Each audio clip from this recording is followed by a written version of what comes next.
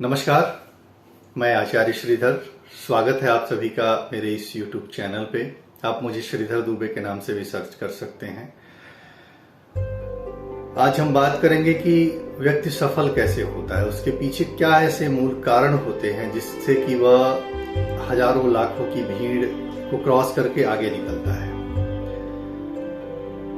तो आप ध्यान देंगे तो वैसे तो बहुत सारी चीजें होती हैं जो किसी की सफलता में सहायक होती हैं, उसे आगे बढ़ाती हैं, लेकिन दो जो होता है बहुत जरूरी बातें होती हैं जो किसी व्यक्ति की सक्सेस में, उसकी सफलता की सीढ़ियों, उसकी ऊंचाइयों पर पहुंचने के पीछे दो बहुत महत्वपूर्ण कारण होते हैं। जिसमें पहला होता है कि वो उस व्यक्ति की सोच क्या है, मतलब क्या सोच करके वो किस दूरदर्शी दृष्टि के साथ वो आगे बढ़ रहा है, उसका टारगेट क्या है।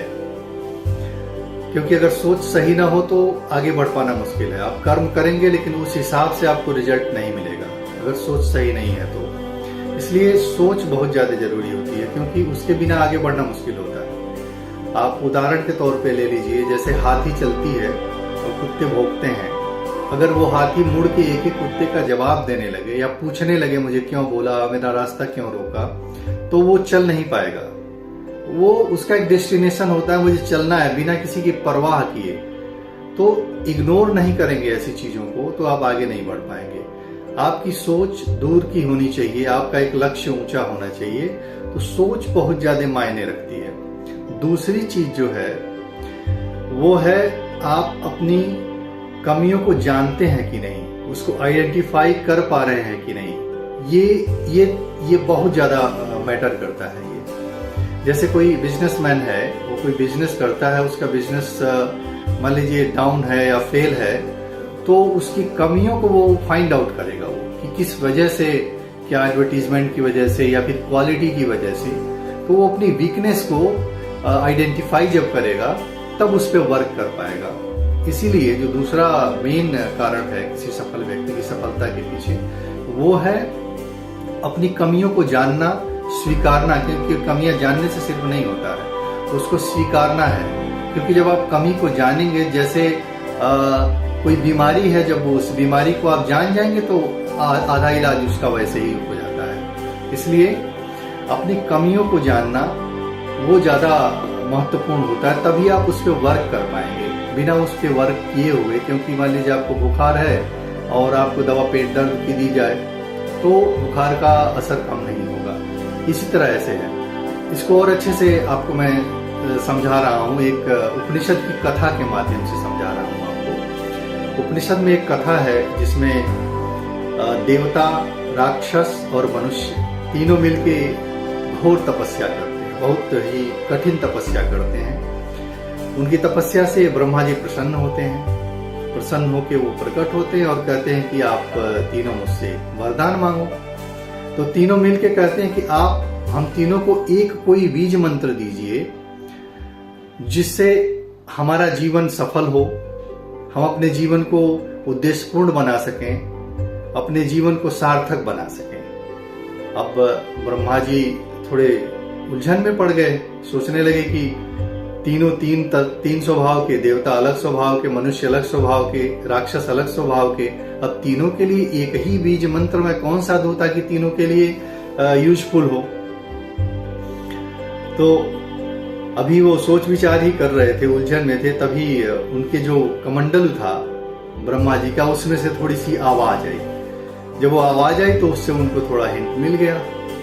तो फिर उन्होंने इन तीनों लोगों को कहा द द द का उच्चारण किया, यानी द शब्द को 3 बार उच्चारण किया, द द द, और बोले कि यही आप लोगों के मेरे द्वारा दिया हुआ तीनों के लिए एक बीज मंत्र है। सब लोग खुश हो गए।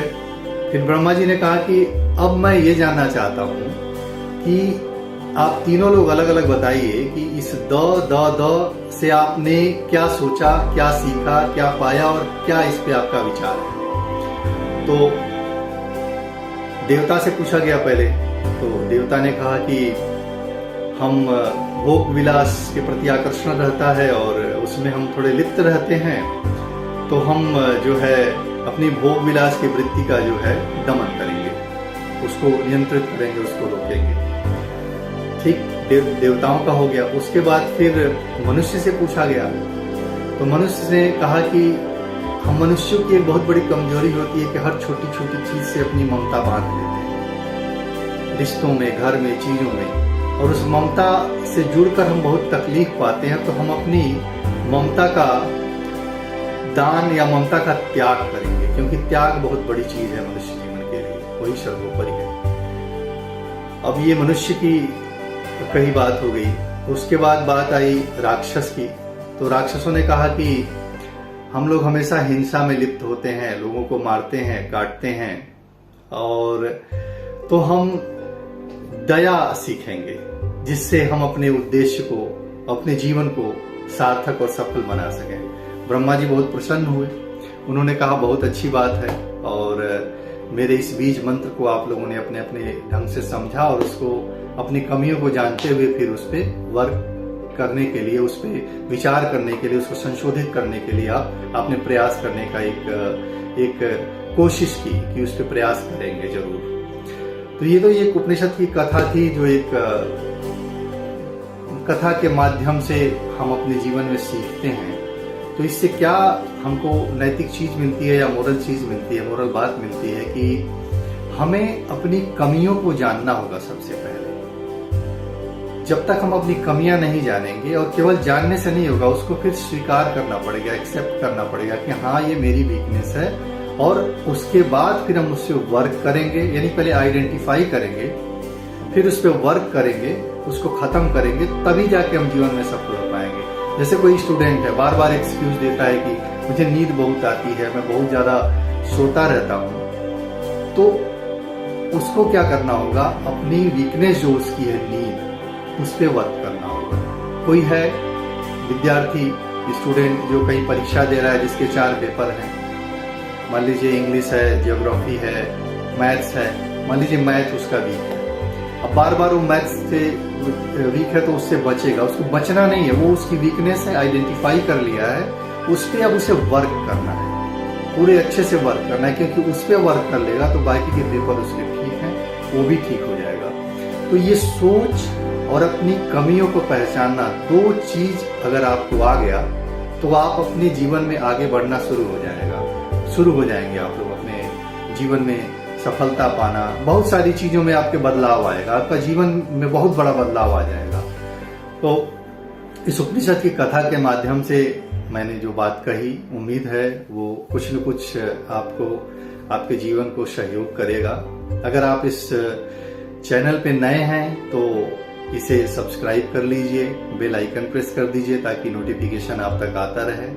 और कोई सुझाव हो तो कमेंट बॉक्स में जरूर डालिए। आप चाहें तो किसी चीज के लिए, किसी सुझाव के लिए आप मुझसे संपर्क भी कर सकते हैं। और धन्यवाद इस मंच से जुड़ने के लिए। हम आगे भी इस तरह की सार्थक बातें लेकर आपके बीच आते रहेंगे। बहुत बहुत धन्यवाद। नमस्कार।